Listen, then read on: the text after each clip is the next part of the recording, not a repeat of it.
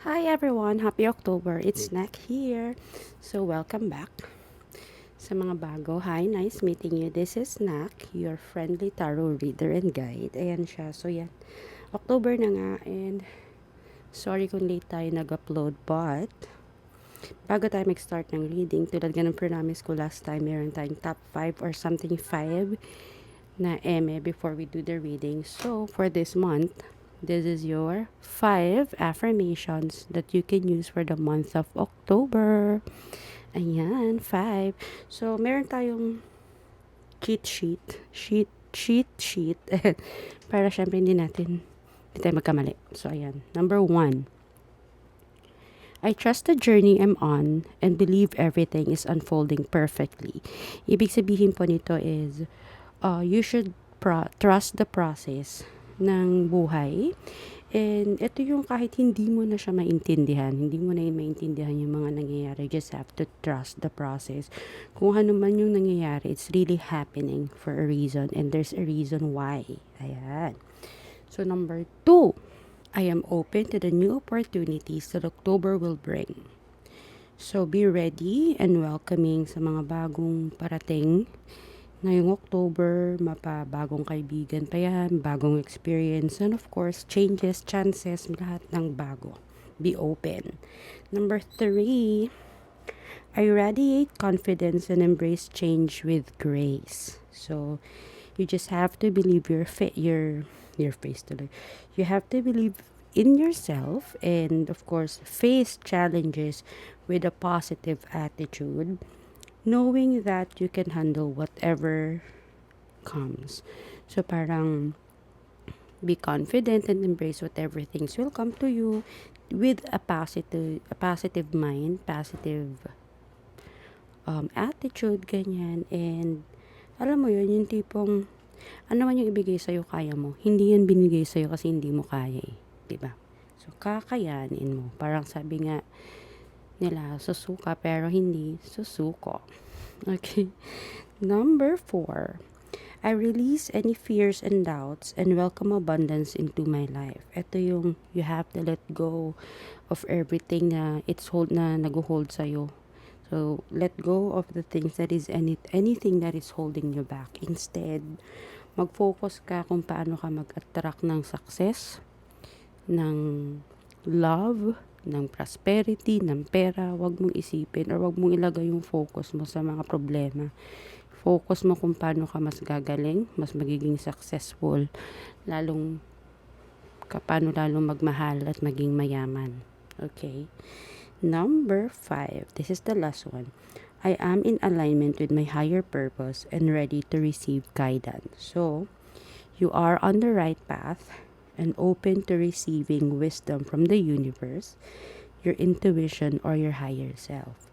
So, ito yung ready ka na to receive everything from the universe. Be open.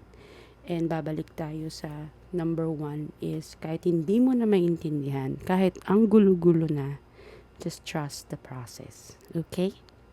So yan ang ating 5 affirmations for the month of October and I hope kahit papaano ay diba, may nakuha kayo dun sa 5. Kahit isa lang doon, i-ano nyo ngayong October. And sa mga gusto ng tarot reading nila, just stay tuned. And of course, thank you so much sa mga nag-subscribe. And sa mga balak mag-subscribe, ayan siya. And sa mga nag-follow sa social media pages ko, thank you so much. So, let's go to our tarot reading. Hello sa mga may Gemini Sun, Moon, and Rising. Ayan. So, this is your reading for the month of October. And of course, sa mga may Gemini, Sun, Moon, Rising, and Venus, ito po ay reading lamang na nababasa natin sa card. Meron po tayong free will if you want to. Kung gusto mo siyang gawin, go ahead. Kung ayaw mo, walang problema. Nasa inyo yan. Okay?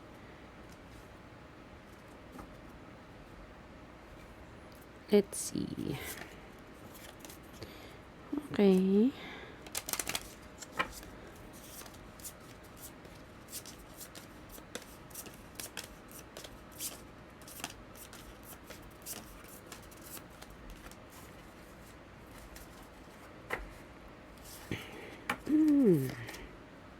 Okay, balance.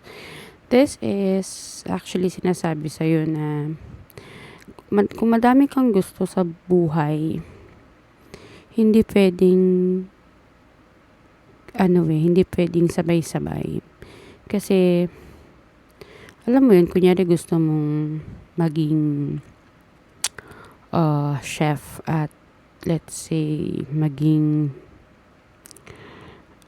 doktor. O, diba? Kunyari lang naman to. Hindi kasi siya pwedeng yung dalawa agad-agad na marireach mo eh. You have to think na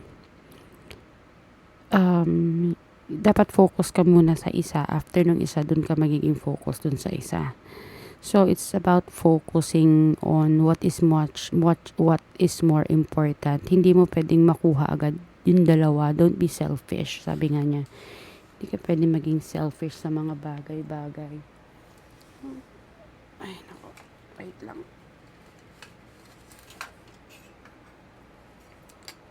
Gamitin na natin to. O, yan. O, diba? So, don't be selfish. Dapat i-balance mo ang mga mo. Puro swords naman ang lumabas. Ano ba yan? Cups. And pentacles. Okay. So, unahin natin yung parang medyo magiging problem mo for the month of October. Para sa mga may Gemini, Sun, Moon, and Rising. So, meron tayong 8 of Swords and 6 of Swords. This is like, may mga bagay-bagay or may mga problem na darating na feeling mo walang exit. Feeling mo hindi ka makakaalis. Feeling mo na ito lang yung ma-stuck ka na lang dyan forever at feeling mo ay wala nang mangyayari sa buhay mo. But, ito lang masasabi ko sa Gemini. Minsan kasi, meron tayong ugali na kunyari may problema tayo, di ba? Ngayon, naka-ano ka na lang kasi sa problema, naka-focus ka dun sa problema. Hindi ka naka-focus doon sa paano mare-resolve yung problema. Hindi ka naka-focus sa paano masosolve yung problema. Naka-focus ka sa problem itself. Kaya hindi mo maisip yung mga way out. Which is, honestly, feeling mo lang yun. Panic ka kasi agad ng panic eh. Huwag ka kasi magpapanik agad. Dapat yan, i-chill mo lang, relax ka lang. And then, dun ka mag-isip kung paano mo ba i-resolve yung problema. So, oo, sinasabi mo yan, ate, kasi hindi naman ikaw yung may problema eh. Mostly yan yung sasabihin nyo. Pero, paano mo ma-resolve ang isang bagay kung hindi ka nag-iisip ng solusyon? Diba? Kunyari, gusto mo mag-diet. Kunyari, gusto mo pumayat. Ang iniisip mo lang tumataba ako, magda-diet ako. Hindi ka naman nagda-diet. Diba? Hindi ka naman nag-exercise. So, parang ganun yun eh. May mga problem tayo na feeling natin hindi nare-resolve. Kasi nga, hindi tayo kumikilos, hindi tayo gumagalaw. That's the reason why nai-stuck yung problema sa atin. So, kailangan nating umalis dyan sa problem na yan. Relationship. When it comes to relationship, meron tayo dito yung 7 of Cups. Ayan. Si relationship naman, ay nako. Hindi ko alam, pero para siyang hindi ko alam kung single ka or in a relationship ka, pero hindi mo pa kasi, pwedeng hindi pa maayos yung relationship na to kasi hindi mo pa alam yung gusto mo. Ikaw mismo yung hindi mo alam yung gusto mo sa buhay. Kung gusto mo ba nang mag-settle or gusto mo laro-laro muna or things like that. Hindi kasi nakafocus yung isip mo muna sa relationship na to. Parang ang dami mo pang gustong tao, gustong bagay, gustong mangyari. Parang ayaw mo pa talaga yung mag-settle ng OA. So, the problem is you at hindi yung partner mo if you're in a relationship. Or if not, ayan, kaya hindi ka pa, wala kang karelasyon kasi nga nasa iyo yung problema. So, wag nating isisi sa kanila. Okay. Nasa iyo ang problema. When it comes to money, ang ganda. Kaya siguro malas ka sa pag-ibig. Char, joke lang. So, when it comes to money, hard work pays off.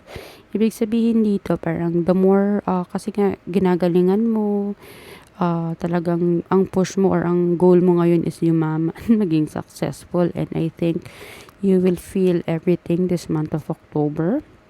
Madami kang pera ngayong October. Hard work lang ang peg. Andyan ang pera. Everything will come to you. Your October is so abundant. Yan. So, sobrang abundant ng October mo, Gemini. And the message from our card is, you have the fire.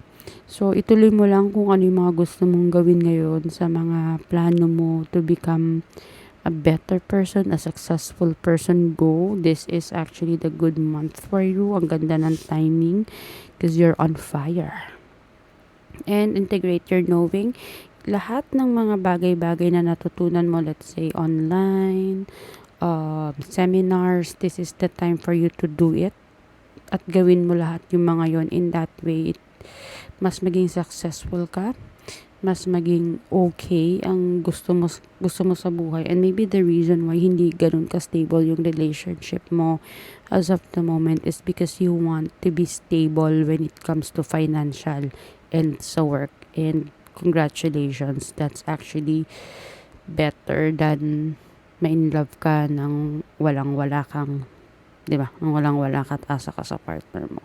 So yes, good luck sa mga may Gemini Sun, Moon, and Rising. And I hope na by the end of this month, mabili mo lahat ng gusto mo. Ayan. iPhone 16 Pro Max. Charot. Ayan. So yeah, good luck. And yes, sa mga may Gemini, goodbye. Bye-bye.